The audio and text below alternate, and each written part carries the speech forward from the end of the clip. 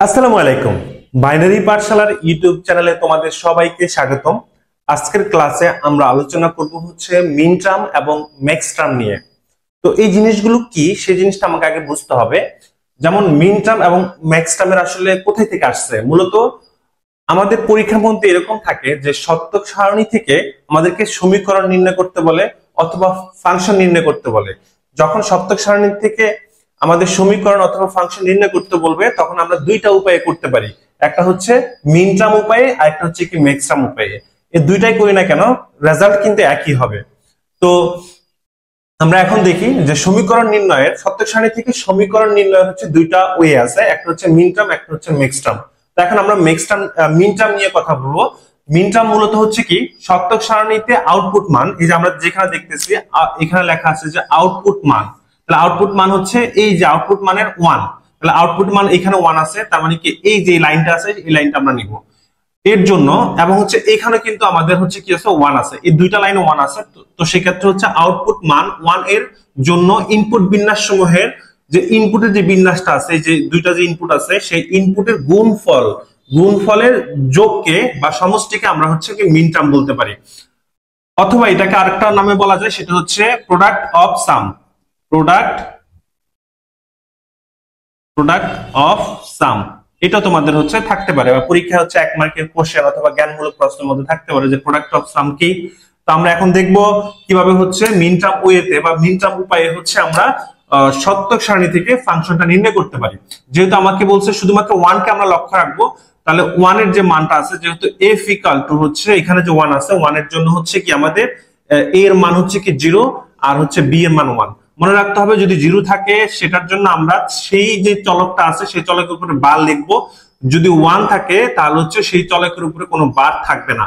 তো আমি যদি বলি হচ্ছে এখানে 0 আছে তার মানে শুধুমাত্র a বার হবে, এখানে 1 আছে তার মানে শুধুমাত্র এখানে b হবে।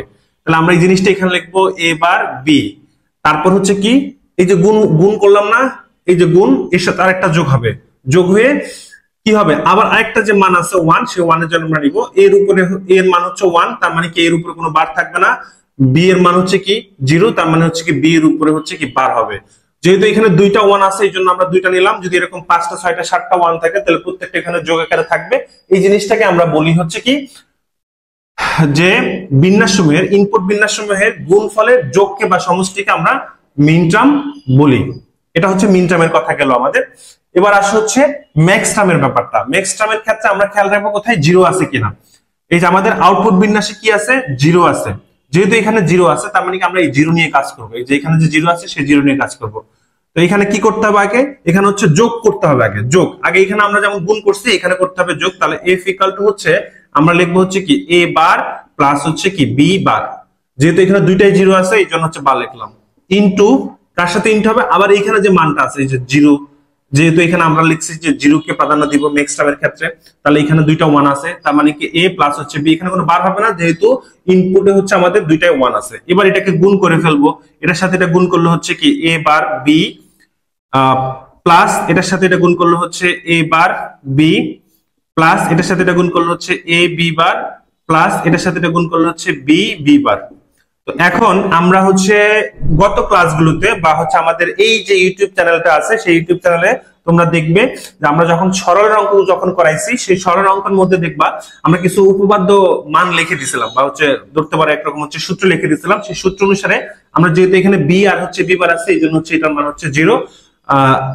এরপর হচ্ছে এটা একটু ভুল আছে, এটা হচ্ছে a বারের সাথে a গুণ হবে, ঠিক আছে, আর a বারের সাথে b গুণ হবে, এটার সাথে এটা এটার সাথে এটা, ঠিক আছে, তাহলে এটার মান হচ্ছে 0 হবে। তার মানে থাকতেছে এখানে a বার b প্লাস হচ্ছে a b বার, তাহলে আলটিমেটলি আমরা লিখতে পারি হচ্ছে a বার b প্লাস হচ্ছে a b বার।